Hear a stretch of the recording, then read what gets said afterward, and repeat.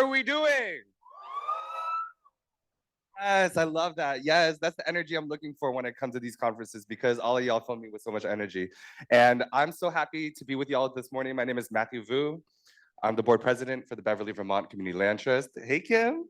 And I'm also the campaign manager for TOPA for LA, our grassroots effort to win a tenant opportunity to purchase act here in Los Angeles.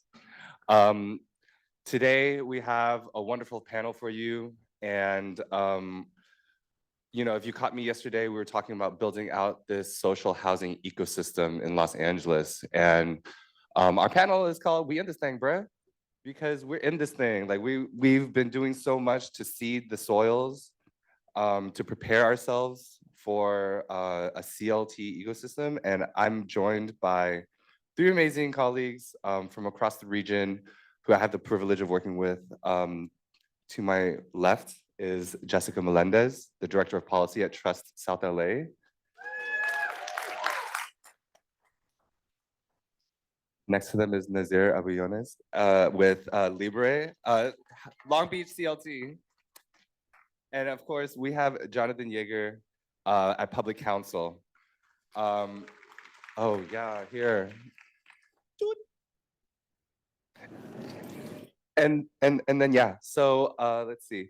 We're just gonna have a little conversation. What, is something on my face? We're just gonna have a little conversation today to like just sort of situate what it is that we do as the LACLT Coalition, and how we got to this point where we're creating this ecosystem that's, you know, rooted in our values, but also very future forward thinking about the kind of community that we're trying to create in Los Angeles. One that doesn't necessarily exist everywhere yet, but one that we are currently making, you know, a reality in different pockets of Los Angeles. So I just kind of want to, I'm just gonna start off with the conversation with my friends, my homies, you know. All of us have been involved with the LACLT Coalition for some time now in different capacity. But I kind of want to just start with how did we sort of get together and what was that vision? And maybe Jonathan, since you're the most, well, I don't want to say this rudely, but you're the most senior, the most OG. Can you kick us off and tell us how this thing went down? Oh, it needs to fire up. Give it a second to fire up. It's a test. Okay, now it's working. Who was in the catalyzing anti-displacement acquisitions panel yesterday afternoon? All right, great. I apologize that all of this might be repetitive of what Matt talked about. But the LACLT Coalition specifically came together in kind of late 2019, early 2020, specifically around TOPA, and realizing that kind of the biggest barriers to CLTs expanding and getting properties was kind of access to the properties themselves. And so the CLTs, the existing CLTs came together and said, let's kind of do this radical idea to change the real estate market to make it easier for us to go buy properties. At that point, there were around 5 CLTs in LA. Only two of them had been around for a while, had kind of existing properties, but there was a huge interest to start new community land trusts in different neighborhoods that were experiencing, you know, displacement, development, gentrification, and seeing this as a model to get back, but realizing that it was really hard to do this kind of in an isolated way. So the coalition came together. We had a bunch of great meetings to start talking about what TOPA would look like, how we would balance kind of the T part of TOPA with the community land trusts wanting to use it as an acquisition tool.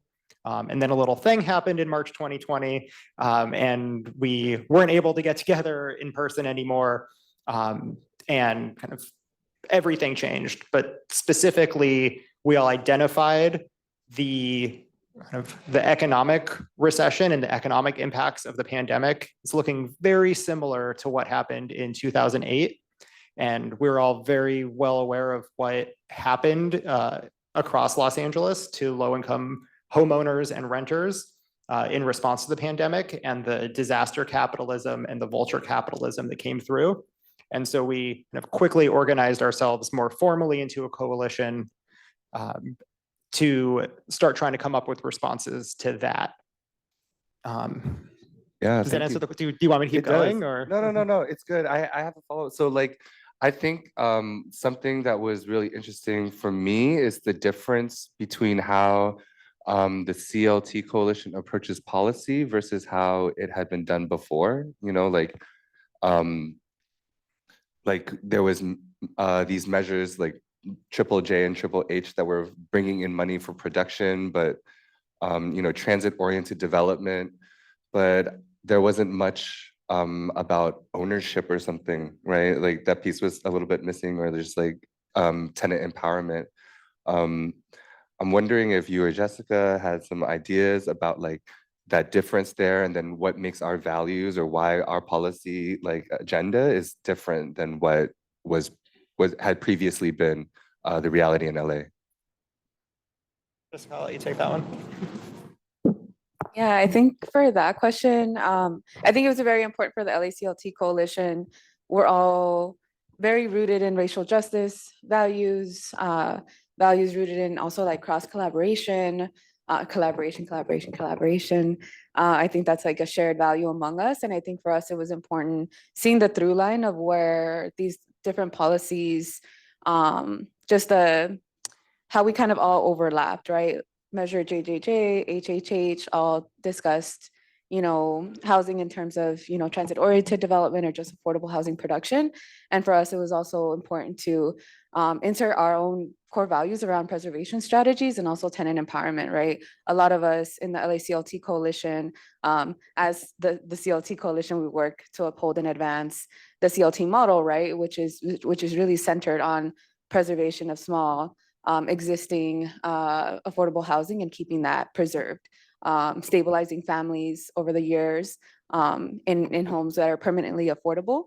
And for us, it was important that as we're involved in these different coalitions, aside from the LACLT coalition, to begin inserting some of these values and goals into those coalitions as well, right? For some of the LACLT coalition members were involved in Keep LA House, which is very much a tenants protections coalition. It's centered on those values, and so we support in that instance, right? The same thing with other coalitions across LA County that are very rooted in producing or producing more affordable housing. It was also important that we discuss the need for preservation strategies, and I feel like with our preservation strategy, there's a lot of flexibility to also discuss the ways that preserving homes is also one, adding to more affordable housing units, and two, it's also protecting tenants from becoming displaced or protecting them from winding up on the streets, right? Because we're getting them once they're at the point of potentially, right, becoming displaced or evicted. So that's kind of like the through line that I've seen throughout the coalitions. Thank you. Yeah, and I just wanted to just like point out again, like these values are not just held in silo, but across the entire coalition. So if you look on the screen, you see like there's a whole coalition of folks here, including the 5 established CLTs or the founding CLTs. And we're adding, we're developing capacity as well to bring more people who are mission aligned as well. I hate saying that word, mission aligned. You know, we just have the same values. We believe in the same things. And, you know, LIBRE and LA Chinatown CLT are our newest partners in this venture. And we've been supported by LAFLA, the LA Legal Aid Foundation LA, and Public Counsel. And so one of the things that's really cool is just like the geographic diversity of where our folks is at, right? Like LA is massive. I'm from the Bay Area. So the geography was really astounding when I moved. And when you're thinking about some of the things that are central to community land trust, like organizing, it's really difficult for us to do that across such a massive region. And so like this sort of diversity is super important. So this map is talking about like the supervisor district. There's 5 supervisors and we touch base in all of them. And these are the city council districts for LA City. And so it's showing just how much sort of work needs to be done still, you know, in sort of expanding and bringing this model out. But I kind of wanted to ask Nazir over here, like about how Long Beach got pulled in and why it was important for Long Beach to be a part of the community land trust movement.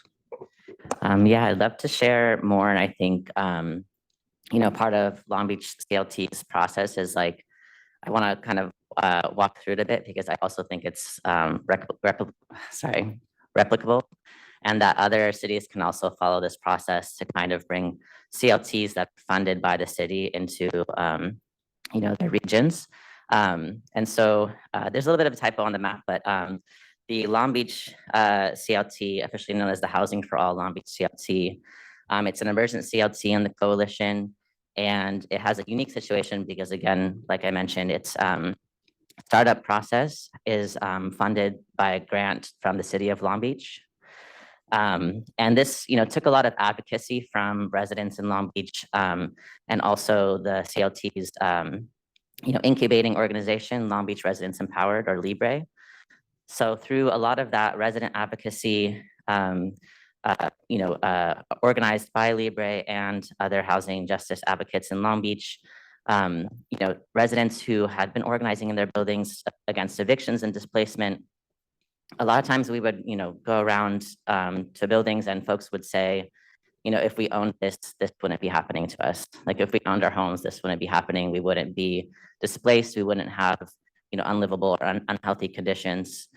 And so through, you know, kind of organizing the community, Long Beach at the same time was going through its housing element rewrite so that they could, you know, kind of formalize some of their, you know, tenant protection policies and stuff like that. And while we were advocating for tenant protections and lease protections, folks in all of the, you know, housing meetings that they were, or listening sessions that the city was putting on, would be mentioning the community land trust. So there was like a really big concerted effort, all the meetings to be consistent at the kind of demands that residents were making for stronger protections, but also community ownership, you know, community land trusts. And so, you know, the city kept hearing community land trusts over and over, and eventually they added them into the housing element as a, you know, a requirement in the housing element. And so after that, you know, win of getting community ownership into the housing element, the next push was to get it funded. So the city was pushed to fund the CLT at $1 million. Some of that was taken for administrative costs, but LIBRE was awarded a grant for $800,000 for 2 years of kind of building this emergent CLT. I just wanted to let you all know the process, but I kind of want to backtrack a bit because I think part of the LACLT Coalition connection was really important to LIBRE being able to win this grant award or to be able to be successful in the RFP process. So after you know, the housing element win, CLT formation group was created, and these folks really took a lot of time to connect with a lot of CLTs in the LACLT Coalition, also to connect with the California CLT network. You know, they attended CLT conferences. They also invited city staff to attend CLT conferences. And from a lot of this like connecting, they were able to be clear on their, you know, values of what a community-led land trust looks like, how you center community in the process. And they were able to convey this information to city staff that were at the same time putting together an RFP to fund this, the development of a CLT. So through that collaboration and through that, you know, information sharing, which I think is really a core value of the coalition, you know, sharing information with folks to you know, support CLTs that are starting up in different regions. And similarly with the network, that kind of like information sharing is again a core value of like the community-led CLTs. We were able to be in like an amazing position to be able to apply for the RFP when it came out, and the RFP listed a lot of community-centered language in it to be able to you know, have a community-led organization really succeed at the project. And so I think, the Long Beach CLT is the first CLT outside of LA City in the coalition. And we are learning so much from CLTs that have been around for 20 years, 5 years, and have multiple properties, have just acquired their first couple properties. And there's so much resource sharing, and just it feels nicer to do the work in community with other folks too. And so I've just been grateful to be a part of that space. But so the Long Beach CLT joined the coalition this year. And I also, think there's a lot of ways that we can share in perspectives from folks in different regions in LA County. I know you all have heard over and over about Measure A and LACAHSA at this conference. But for example, the mayor of Long Beach is chairing LACAHSA, and through their advocacy and through our kind of pushing the CLT in Long Beach is really an advocate for CLTs at the LACAHSA county board level. So there's a lot of I think sharing in that exchange that we're really grateful to have. And yeah, so there's at our early stages that kind of resources and stuff is just so valuable. Thank you for sharing. I think one of the things that I was pulling up from this conversation again is just how our work is a natural extension from the work that we do with tenants and protection, right?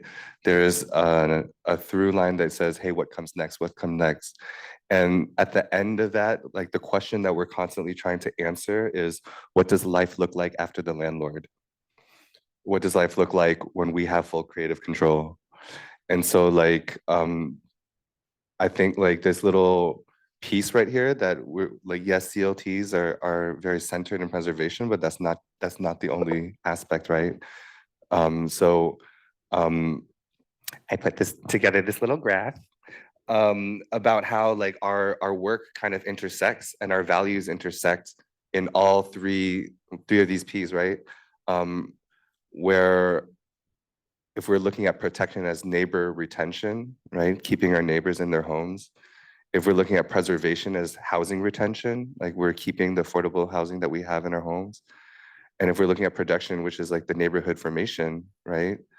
All of our sort of values of anti-displacement, community-driven development, and permanent affordability all fall in the nice little Venn diagrams between each other. But the thing that's pulling it together is the people power portion, right? And I think that's kind of why we do this. We know that we need to be having a bigger, a more expansive view of how these are connected versus oh, I just do tenant protections. Oh, I just do housing production. There's a space for all of us to be thinking about how the work is more connected. I kind of wanted to think about that a little bit more as we kind of explore how did we turn these values into something tangible. So Jonathan, how would you say that the CLT Coalition has done that recently, or in our early years formation? Yeah, so I think one thing that the coalition has done, and that working in coalition has given more power to, is the CLT Coalition has really asserted itself in these larger tent housing justice conversations in Los Angeles. Like Jessica was saying, there are people who work on production, and their bent is how do we get as many units as possible, and how do we create land use incentives to build affordable housing. There are people and groups who work just on tenant protections, and how do we keep people safe and stably in healthy housing. And all of those things are important. But the CLTs really, because of this kind of brilliant diagram that Matt made, kind of really sit at the intersection of all of those things. And the CLTs, through various connections they have, end up in those kind of housing justice conversations and housing justice spaces, and kind of asserted themselves as preservation is important. We are the model for preservation. This is preservation that achieves the goals that kind of both of those other elements of the house, they're not opposites, they're kind of just different sectors of housing justice. And CLTs kind of have really in Los Angeles made the case that they are the intersection of all those things. And I think that's how things like the development of LACAHSA and the development of Measure ULA, kind of systems that would naturally include preservation as one of the P's. CLTs have really made the case that they are the future of preservation in Los Angeles. Period. Also, I think like one of the things to note is that like everybody understands tenant protections. We're the loud, angry people outside of the building telling you to stop doing the bad things you're doing, landlords. Everyone understands production, but not a lot of people understand preservation. And so even to this day, I come up across a lot of people, I'm pretty sure y'all do too, who say like, WTF is that? What is that? I don't understand. And so I know that the coalition has had to show people what that means. And the way that has really been revealing to me was the pilot program. So I was wondering if y'all could just share a little bit about like the CLT pilot program and how yesterday I was telling people how like some folks just lack the imagination. And so you have to show them. So can y'all tell me a little bit and the good folks out here how we showed the people how preservation works? Did you want me to take that one too? Yeah, so picking up where I left off earlier, kind of the first thing that the CLTs did in their kind of COVID disaster capitalism response plan was successfully advocate to the Board of Supervisors to dedicate $14 million of American Rescue Plan funds for housing preservation. And the supervisors and the staff in the county were kind of bold enough and brave enough to say, yes, we will sole source an acquisition program.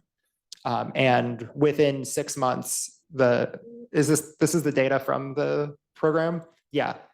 About 8 buildings, 43 units, 110 residents were saved in their homes. And it was a wide variety of kind of resident situations. At least one of the buildings, the owner was looking to sell.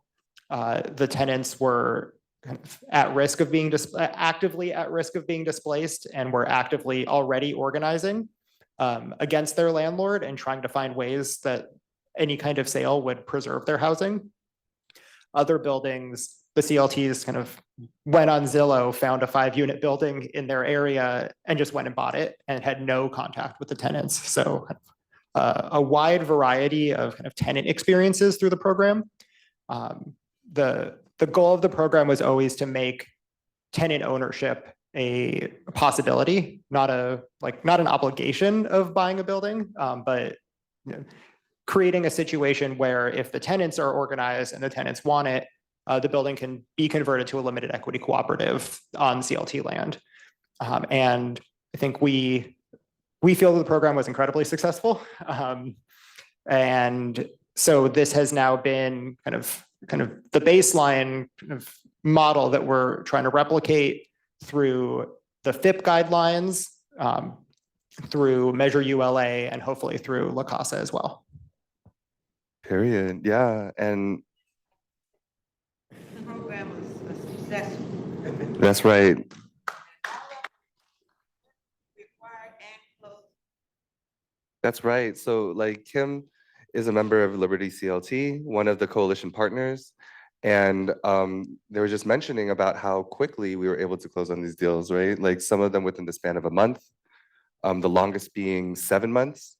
And that 7-month one was actually our one of our directors is here who was working on the acquisition. But basically that 7-month closing time was on the building where Senoras for Housing had been resisting their displacement for 2 years. They had organized for 2 years and they were actively scaring off potential buyers to ensure that BVCLT would be the one to acquire the building and to preserve all the tenants within that building.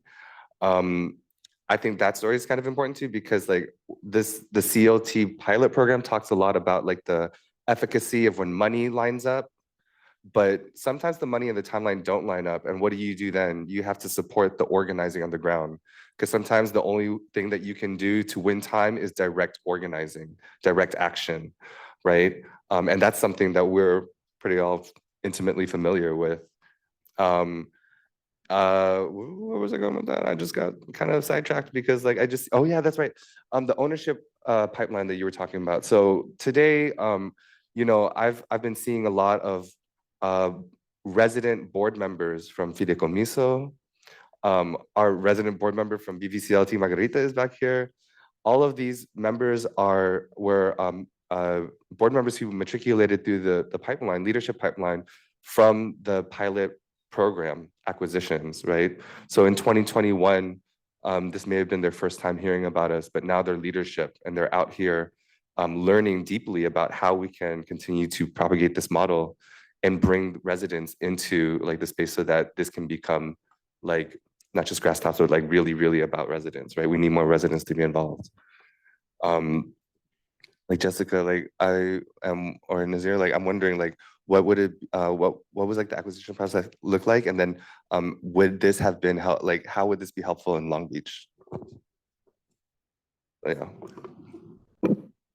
I was not at T.R.U.S.T LA when the acquisition happened, but I will say I think it was a lot of organizing as a coalition, right, to get ourselves organized in a way that we were ready to fulfill the acquisitions. I think what came after was a lot of meetings with tenants, right, understanding like where the tenants were, what their needs were regarding their homes, like thinking about what rehab would look like for each home. And guiding them through that process and being very transparent, right, through and through. I think that was also a part of our ability to kind of shift our relationship from the traditional landlord-tenant relationship to something that was a lot more holistic and very transparent. And I think it built a lot of trust between both the CLT staff and also the tenants, right? When else have tenants been guided through the process of what, a relocation plan would look like, because they have to do the foundation or they have to redo the roofing, right? So guiding them through that process and being very transparent, guiding them through the process of what it would look like to become a co-op if that's something that they're interested in, the resale formula as well, right? Like going through and having tenant meetings, organizing these tenants still to also understand the CLT model, right? Because like Jonathan mentioned, not every tenant that was in the properties that we were able to acquire with the CLT pilot program understood what a CLT was. Not all of them had been organized just yet, but it was important for us to be very transparent and again, like really shift that relationship between tenant and landlord to help them understand that process. And I do want to say too that this process is a very lengthy process. I think it requires a lot of patience, a lot of grace, because it's all about like shifting mindsets too, right? Like all we know is the traditional relationship that we have between renter and tenant. I mean, between renter and landlord. And so that process alone can take a while. And then the process to then get them to, well, maybe I do want to be an owner of this unit, right? Or maybe I don't want to be, and I just want to be a renter in perpetuity, right? Like that also requires time. It requires grace and patience to kind of guide both parties, both participants through that process. And so I do want to be mindful of that and continue to like emphasize that. And we understand that, right? We understand that the tenants might be at different places. Some might be more ready than others. Like with Kenmore, like folks had been organized for years already compared to like some of our residents within our T.R.U.S.T LA properties, right? But I think there's a lot of interest, there's a lot of curiosity.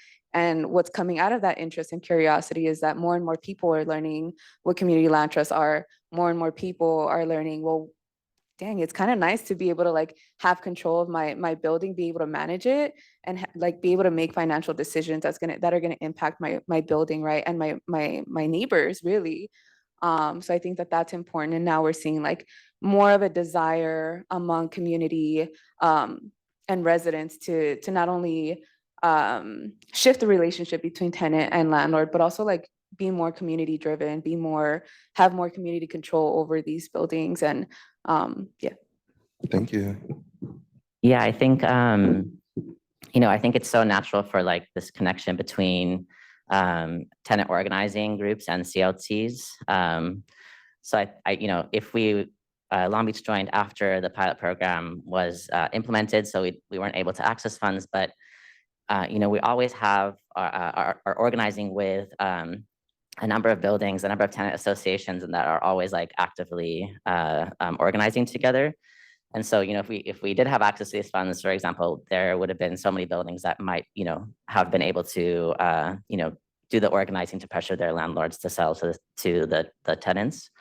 But we're always, for example, in our Know Your Rights programs at LIBRE, incorporating information about community land trusts. We have neighborhood tenant councils where we incorporate information about community land trusts, and folks are always thinking about like that could be the next step for them. So a lot of the tenant associations also kind of organize around this. So if this program continues, for example, there's a natural like pipeline to community ownership for those buildings. So yeah, I mean, I hope this, we have funding. I hope this program continues and that there's that access to it. But I really do think like the organizing piece, like a lot of folks are sharing, is essential to having buildings that are ready to step into community ownership too. Thanks, yeah. And LACTA, if you're out here, like you hear it, like this is what's up. But also like one of the things that I was hearing from this conversation also, like Jessica, to your point, like not only are tenants reassessing their relationship about tenancy and ownership, but also like we have to assess our relationship as landlords as well, right? Like that was a big shift too. Like some of us enter the CLT work thinking it's like mad radical or liberatory, but it's just a system. It's like how you implement it that counts. And so like we have to be like make amends with the fact that, hey, we're landlords too, but then also how do we do that in a way that reifies or makes real like our values, right? And then I had a question for the audience. How many of y'all have been through like an acquisition before, whether it was successful or not? That's, I would say maybe like 3%, 5%, something like that, right?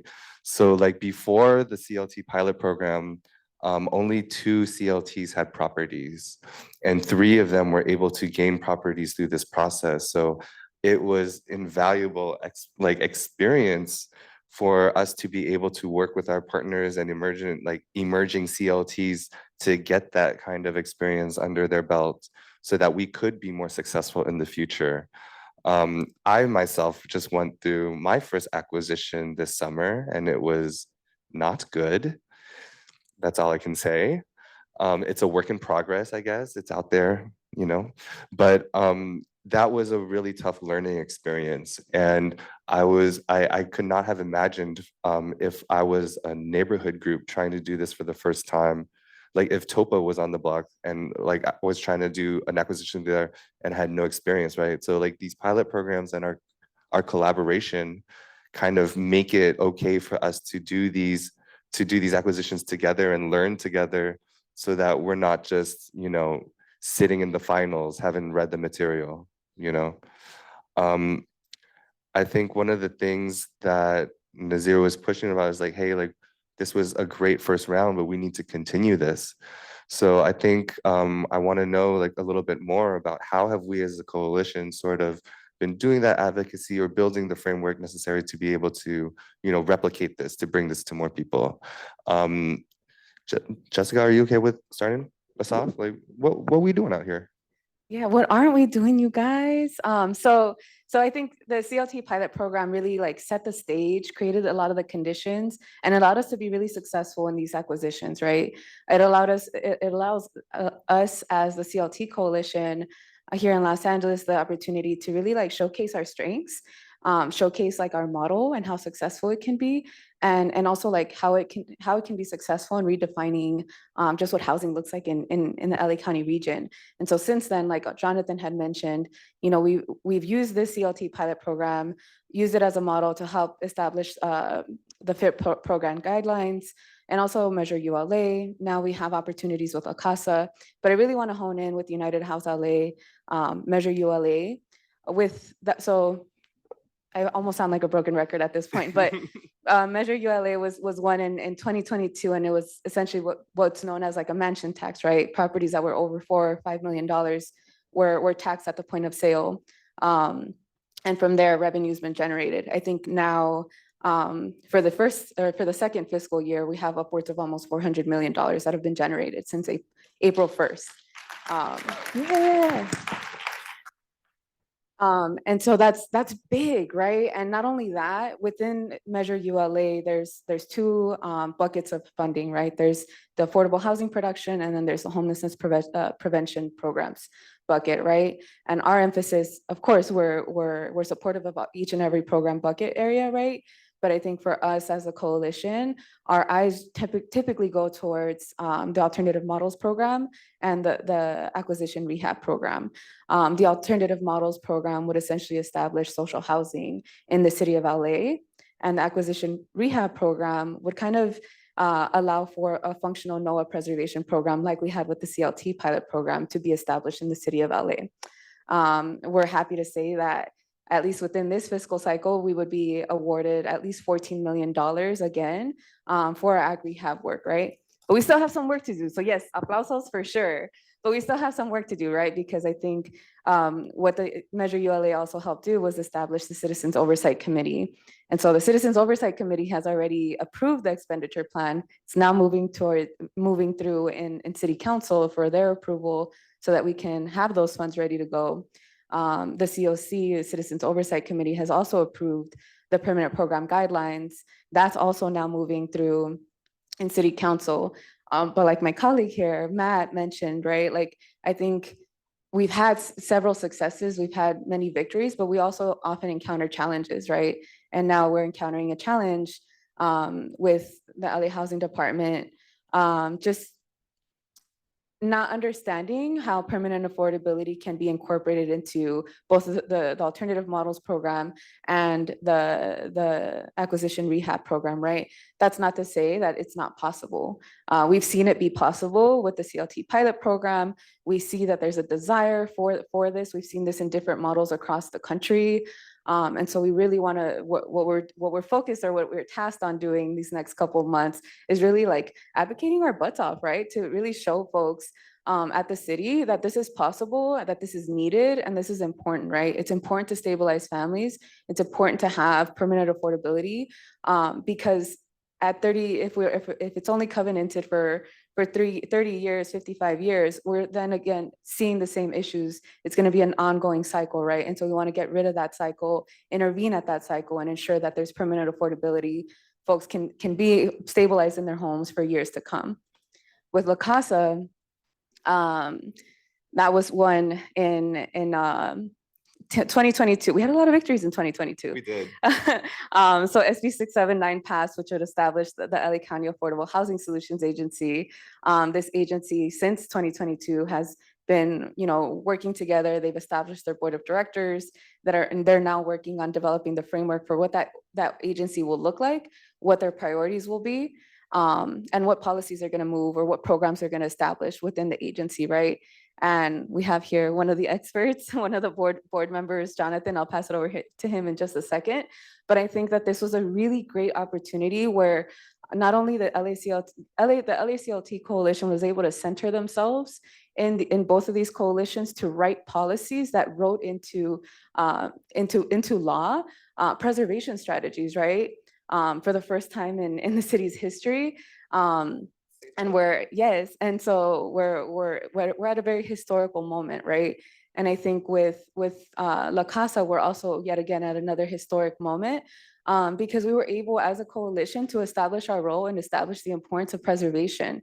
There's 3 experts that sit on the LACAHSA board. One is an expert on production, the other is on preservation, and the other is on protections. When else have we had a seat at the table like this, right? So we're really happy that Jonathan is sitting there as a preservation expert who has a ton of legal experience and a ton of just expertise around our model. But I don't know if you want to add anything to that. Yeah, I think that goes back to what I was talking about the LACLT Coalition kind of asserting itself as the preservation experts, because there was a version of SB 679 that creates those 3 expert board seats And kind of in the long term, the board itself and the kind of the staff of the agency will be identifying people to serve in those expert seats. But because the LACLT Coalition was involved in the state advocacy to create the bill, to pass the bill to create the agency, for the initial term of the agency, the CLT Coalition got to pick who the preservation expert was going to be on the board. And so that gives me the honor and privilege of being selected by them to do that. CLT Nepo baby. CLT Nepo baby, shout it out. And really quick, I do want to add, like, this is a huge opportunity, you guys. And like I said, you know, it's a historic moment for us at the city, at the county level, right now, even more so at the city level, because we're about to pass the first ever, you know, program to be able to establish a no acquisition program, social housing, bring social housing to LA City, right? So it's not only that the CLT model, you know, moves and advances, but it's also an opportunity for tenants to get involved.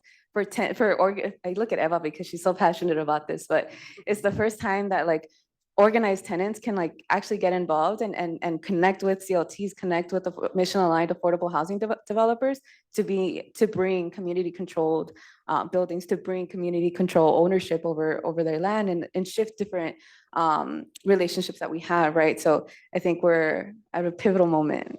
It's exciting.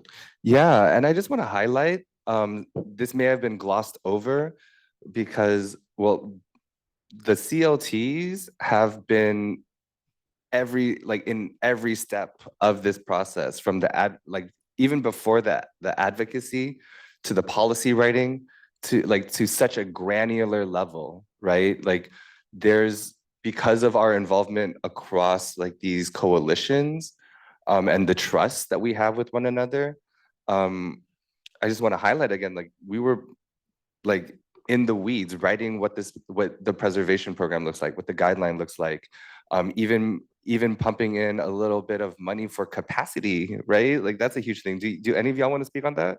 Yeah, I had some thoughts on, like, this is what I thought I was going to be on this panel to talk about. Just kind of highlighting the ecosystemness of it all and how intentional that has been for the coalition. Like Matt, you mentioned the going through an acquisition and how difficult and confusing it was for an organization that has been doing housing preservation for almost 20 years in Los Angeles, like how even scarier that is for a group of tenants that have never thought about it before. And so in writing Measure ULA, we intentionally added a capacity building program that's intended to create a training center or a hub for residents, for new land trusts and affordable housing developers, for landlords to learn about how to kind of create resident controlled housing and provide technical assistance to walk through all of this. So it's not just technocrats and established affordable housing developers accessing the money, but really kind of we intentionally set aside some money to help train people to learn how to do this work. And similarly, bring it back full circle to TOPA, where the coalition started, we did a lot of learning and research around TOPA in Washington, DC, and kind of the conventional wisdom or the rhetoric is that DC passed the TOPA rights in the 80s, but it was underutilized and rarely taken advantage of until DC put money behind funding TOPA acquisitions more recently. And the lesson that people were often trying to teach us or tell us was that TOPA doesn't work unless you also put millions and millions of dollars into a TOPA program. We're really trying to change that narrative and say, you don't need a TOPA specific pot of money, like in our advocacy to local governments. You just need to pass the right. And then we have these small sites. NOAA, like a TOPA acquisition program is just a small to medium site NOAA acquisition program. If we have $14 million from ULA, if we have hopefully many millions of dollars in LACAHSA kind of paying for those programs generally, the TOPA right, tenants or community organizations exercising the TOPA right can just access that pot of money. But as CLT that is approached by a bunch of residents where there's not actively going to be a sale going on, and TOPA rights might not even be triggered, could also access that money, and creating that flexibility, but making sure that we intentionally write all of these policies in ways that they can be kind of cross-linked and utilized together. Yeah, and I just want to highlight again, like writing policy is one thing, implementing it is another, right? Good policy dies with bad implementation. And so that's why it was so crucial, like that you're saying that there's this capacity hub to train people at all levels, right? To train all of our partners who may not know what we do, how to do, like why it is that we're doing preservation work and how to make it accessible and potent. And then also like what you were saying there at the end is that there's no one path to it. There's multiple paths to preservation, and we're just opening up different streams for people to follow wherever it is most convenient or like accessible to their station, right?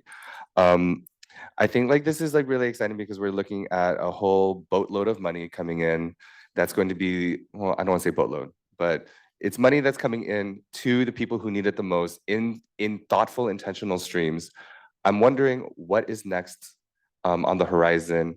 I know like we just passed Measure ULA 2 years ago. We're in the fight for Measure A right now. But what does it look like beyond like in the future? And how do we all kind of fit in there?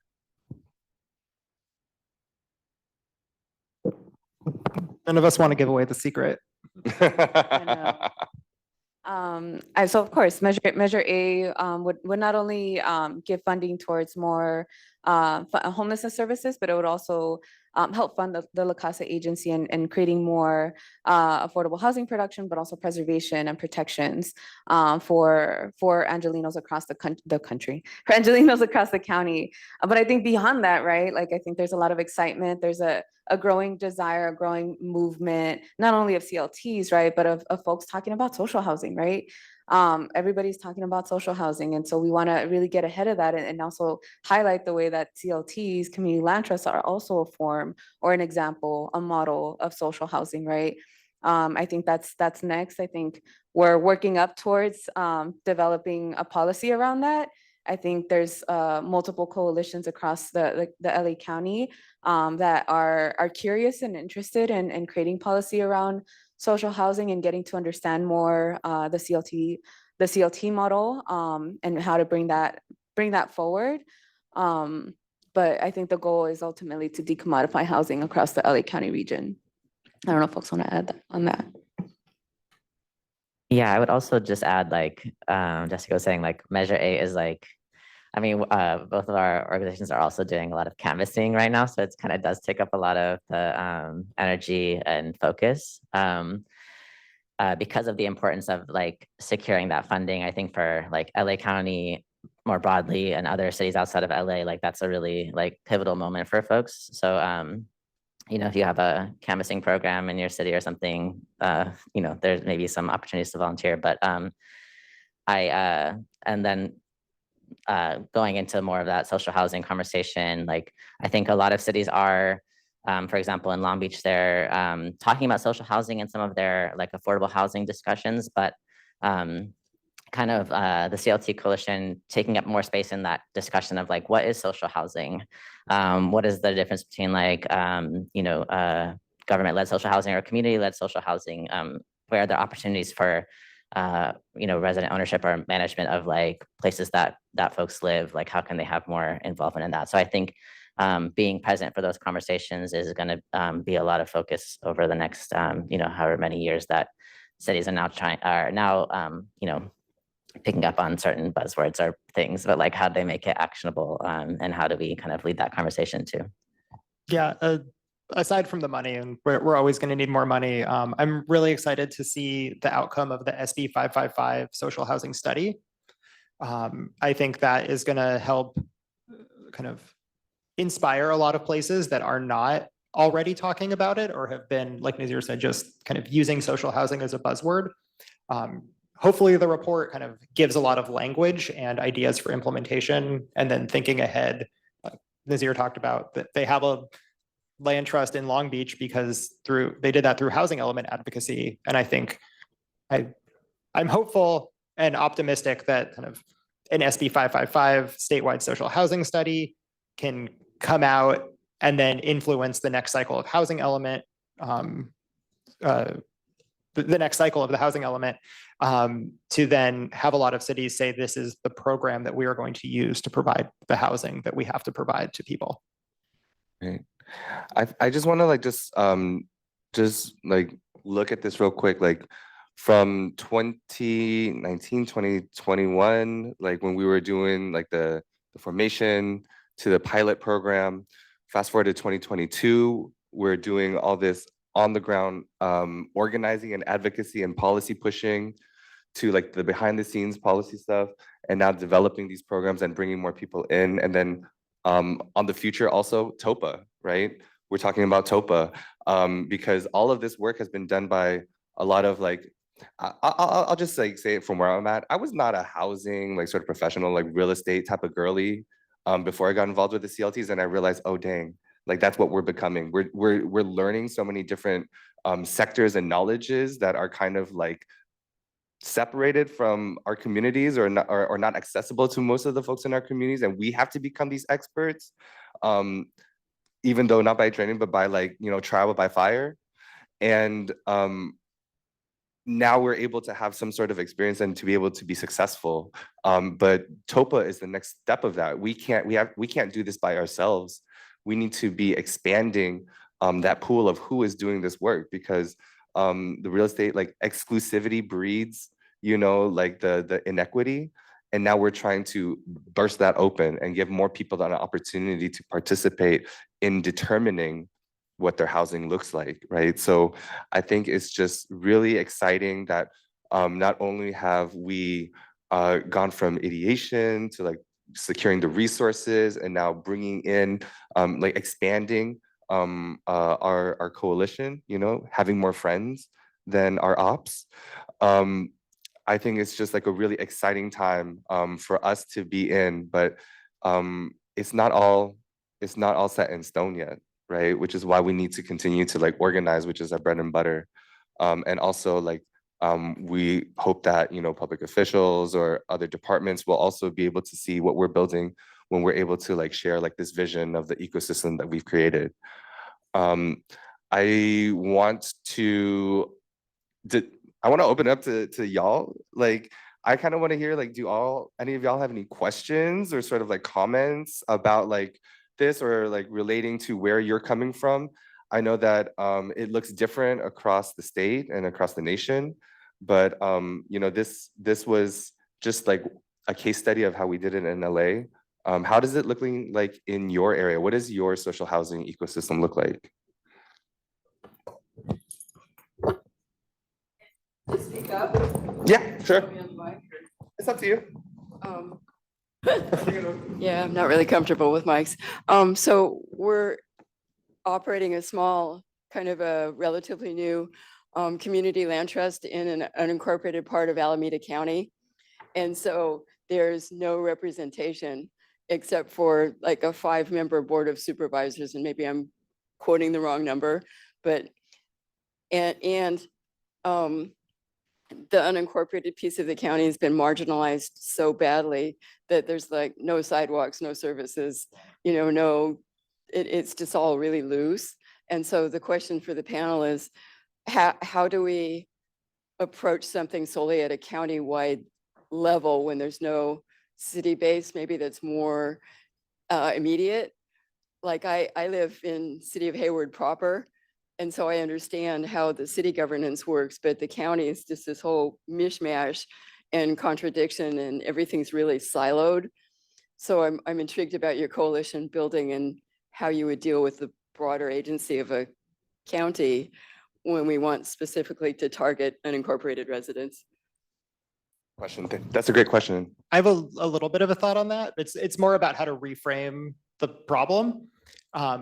For those residents who live in unincorporated parts of the county, those 5 county supervisors are the city council, like the quote unquote city council for those residents. And your board of supervisors might not think of themselves in that way, but maybe the residents need to tell them that and, you know, reframe it and say, We don't have a city council to repair our sidewalks. You have to do that for us. And we don't have a city council to provide affordable housing and support a land trust. You have to do that for us. You are kind of, you have to play that role. You can't just do the county-wide supervision. I would also share, like, I think in lots of parts of unincorporated LA County, there's similar, less resources for organizing. For smaller areas, there's not like a housing justice organization that is kind of organizing tenants. So what we've, done with LIBRE, even though it's a Long Beach organization, we do organize in unincorporated LA County outside of Long Beach. Sometimes neighboring cities as well that are smaller and might not have that kind of support. And so I do think, some push for, grant funding and other support to do that organizing from either organizations that are already established or can maybe incubate some kind of program there too, because there is a lot of also lack of resources and support. So when somebody in, unincorporated spaces around Long Beach is facing eviction, they might call, LIBRE to assist them. And then there's also opportunity to kind of organize buildings there and for the CLT to kind of go outside of the bounds of the city too. And then, for example, with Measure A, that funding will go to LA County, the cities within LA County, but also to support unincorporated areas. So when there's more resources, folks might, spread out, change up their boundaries of where they kind of work to be outside of like city lines. So I think it's necessary to have that piece of like organizing support, more funding for like broader regions, especially when we have smaller like neighborhoods or unincorporated spaces that don't have access to that. I have a follow-up question for you real quick though. You said that you live in Hayward proper. How many city council members are in Hayward? Yeah, so just a piece about like the TOPA stuff, like that's why we decided to target LA County first before city, because LA City has 15 counselors and the county has 5 supervisors. So that's actually like fewer targets to go after when you're trying to get your policy and such. So it may be actually easier to target 5 people than all of them and to be able to get them to start listening. And with regards to that siloing, that's just because governments and departments are conservative in nature. Their bureaucracies and their systems don't allow for the flexibility and creativity by which we're imagining the reshaping of our communities. So sometimes like doing that work will inspire the silos to sort of break down and to get like the cross collaboration that you're looking for. So I would maybe like Jonathan said, maybe reframe that as like, hey, like they don't like the supervisors don't really know. That's your opportunity to really get them to start seeing that in a way that may actually help other areas in Alameda County solidify their CLT organizing as well. I think the last thing I'll just like quickly add is like, I think also that's a benefit that like the Long Beach CLT brings to the coalition is that we are adding a supervisorial district of the county. Like we have a longer standing relationship with that, that supervisor that we can then advocate for some of the CLT stuff, along with the coalition that has like connections with a lot of other supervisor districts. So I think coalition building and also kind of like having that those meetings to like share why it's important to move into these spaces, like how we can share resources and stuff is I think also a piece of that. Sure. So many questions, not enough time.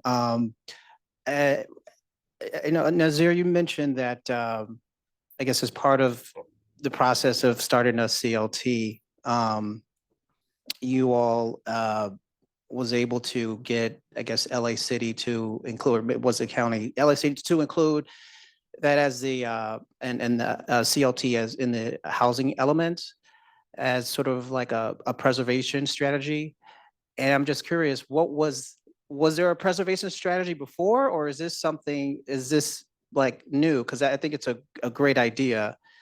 And for the panel as a whole, with the LA County pilot program, I'm just wondering, did they cover the full cost of acquisition and rehab, or was it a portion? And did you have to get, additional funding from other sources? And if you did, what were those other funding sources? Were there other financial intermediaries, philanthropy? How can other entities support in, your acquisition efforts? Yeah, I appreciate that question, and I'll just share, there wasn't a preservation program before. So Long Beach City doesn't have its own affordable housing fund or pool of money to provide for affordable housing development. So it really does prioritize private affordable housing developers. But I think through the advocacy with the housing element, I think also part of the discussion is city size, what kinds of organizing you've previously done in that city. We have a smaller city council. They're talking about expanding it, but it currently is a little bit smaller. And we also have longstanding connections with city staff that we have, developed over time.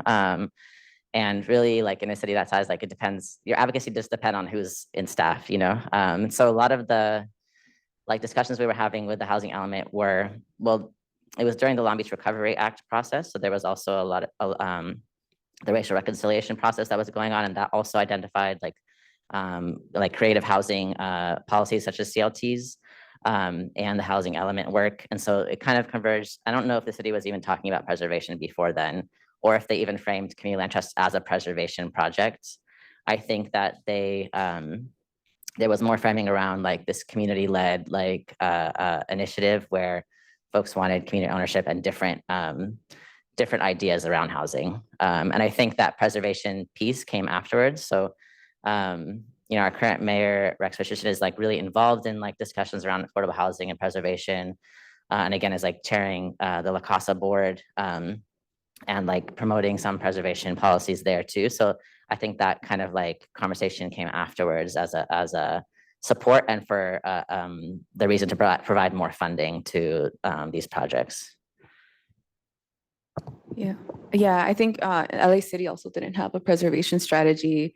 We had a preservation fund, but that fund wasn't, the funds weren't coming out to the community. They still haven't been released to the community, but there was also no strategy there. In regards to the LACLT pilot program, so the 14 million that came from that program went solely for the acquisition and the rehab portion. I think in some cases, some of the CLTs did have to acquire more funding, and that came through grants from foundations. I think in one case we actually leveraged a CBA, funding from a CBA, but it was very minimal in comparison to what we needed, and that funding went towards the rehab costs. Yeah, the county did not require the land trust to go find, they didn't say we'll pay for 50% if you go find the other. I think the bold thing was they said we will pay for 100% of this project. There was I think it was a Spark grant that paid for some of the pre-development work. But yeah, the CLT found a building, had a purchase price, and the county wired the full purchase price directly from the county to the seller. That help?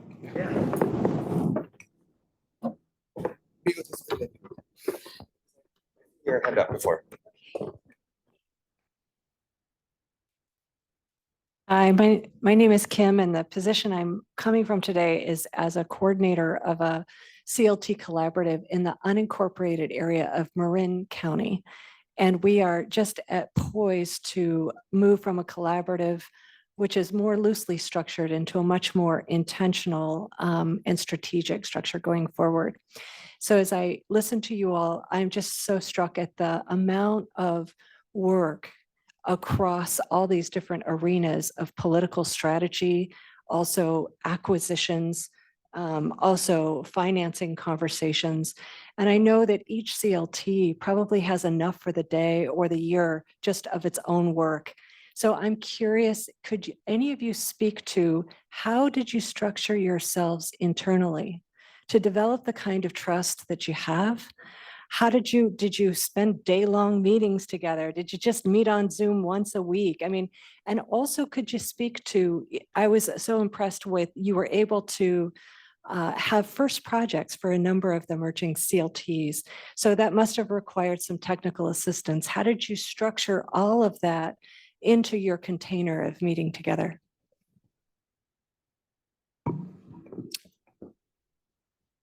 I can talk about that. So the LACLT Coalition, thankfully, I think we meet pretty much every week on a weekly basis. And through that, we've been able to support one another and share resources, pool funds, or share just any resources we might have. I think more importantly, though, what came out of the pandemic era too was we created this acquisition rehab working group that also met weekly. That working group also not only hosted the 5 CLTs in the coalition, but it also included partners, CDC partners, right, to be able to help us and support us through that process. And we had, check-ins, meetings with LACAHSA throughout that process, right? But I think it was also about restructuring ourselves to kind of fill in the gaps when needed, and to really build out like the system of support, the infrastructure of support that we needed. And it was through that AC Rehab working group. And we're still building that out, right? I think as we've continued to win policies and we have, funding, hopefully funding, being implemented in the next couple of years. But I think we're also at a point where we're also restructuring ourselves in a way to be able to be ready for those funds to come out with asset managers in-house to support us in that process as well. I don't know if folks want to add to that. I'll just share that, as a newer CLT, it's like really valuable, like I said earlier, to access like a lot of technical assistance. Like we're not going through an acquisition right now, but I still attend the like rehab meetings and listen to other folks' process, so that we're also prepared for when we do move into that process. So I think there is a lot of like sharing of resources and technical assistance that happens. And even though there's a lot of meetings, like they're so valuable in the information that we're, sharing with each other. And we also use the California CLT network too as a big resource. Yeah, I'm not a CLT, so I can't speak to how, the CLTs kind of organize their time to make space. But one thing the CLTs did, like, as the lawyer for a lot of the CLTs, the coalition created a governance document that kind of spelled out how often they'll meet, everyone's responsibilities if they want to stay kind of a member of the coalition, which I think has created a lot of accountability.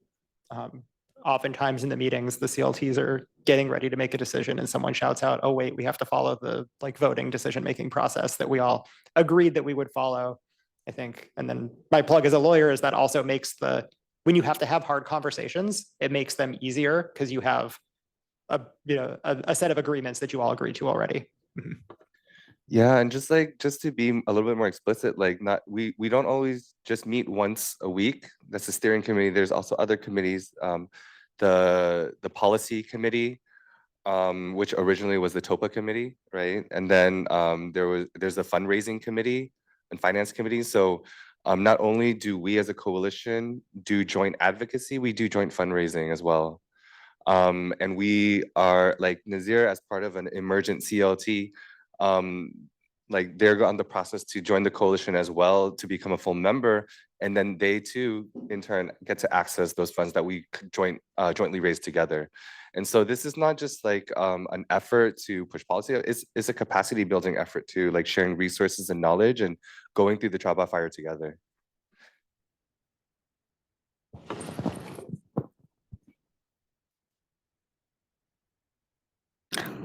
Buenos días a todos y muchas gracias a los panelistas por compartirnos sus experiencias.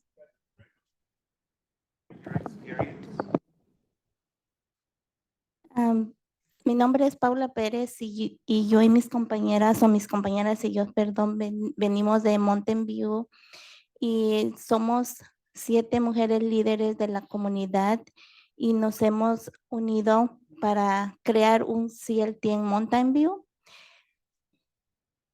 It's seven of us, 7 girls, 7 women. are coming from Mountain View, and we have so that we can create. Estamos creando un CLT para Mountain View. We are creating a CLT for Mountain View. Después de escuchar sus experiencias, nosotros recientemente estamos naciendo y hemos tenido todo ese tipo de conversaciones que ustedes han mencionado con los oficiales electos, principalmente con los de nuestra ciudad. We are barely starting. We are already going through all the different conversations with members in the city. Logramos en esas conversaciones que incluyeran adquisición y preservación en el housing element que acaba de ser aprobado. Achieve the acquisition and preservation at the housing element in the county. Gracias. Sabemos que es algo muy difícil para que pase y lo logramos esa parte, pero ahora estamos en el proceso de la capacidad económica para poder adquirir un edificio.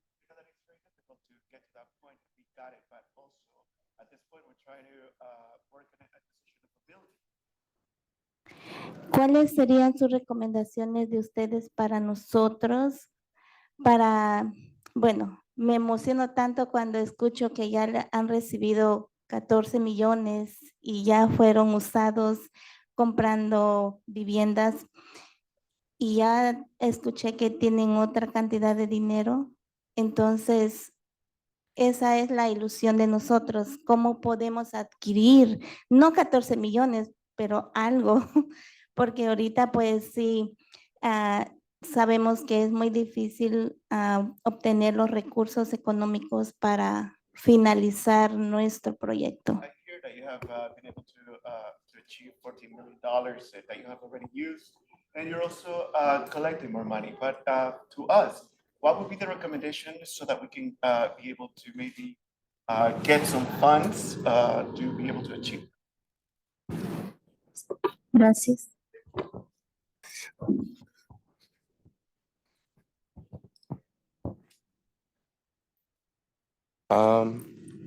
See. Oh, I have a follow-up question. So what is the project like? What does the acquisition look like? And who is, how many people are involved? Like, have you done any fundraising yet?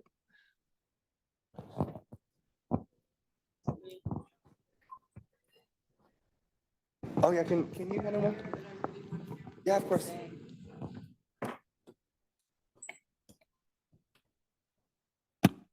Nuestra meta es obtener $10 millones para adquirir un edificio de por lo menos entre 15 y 20 unidades. Our goal is to achieve about 10 million so that we can get a building about 15 to 20 units. Y queremos que pase en 2 años. And we want it to happen within the next 2 years. Hemos comenzado nuestra recaudación de fondos. Precisamente este lunes pasado tuvimos un evento muy importante para nosotros donde invitamos a organizaciones sin fines de lucro, oficiales electos. We already started our fundraiser. We had one on Monday where we invited different elected members and also nonprofit organizations. Y hasta el momento no tenemos promesas, pero estamos trabajando en eso. So far, we don't have any promises, but we're working toward that. Muchísimas gracias for that, para esa pregunta. Thank you for that question. I think it's also difficult, right? The state is also in a budget deficit, so it's kind of hard to answer that question. But some of the strategies that we've deployed as a coalition and also as Trust South LA, in its beginning years, Trust South LA utilized development agreements or community benefits agreements because there was a lot of development that was coming in to the city. And unfortunately, it was also displacing a lot of families and a lot of neighborhoods, right?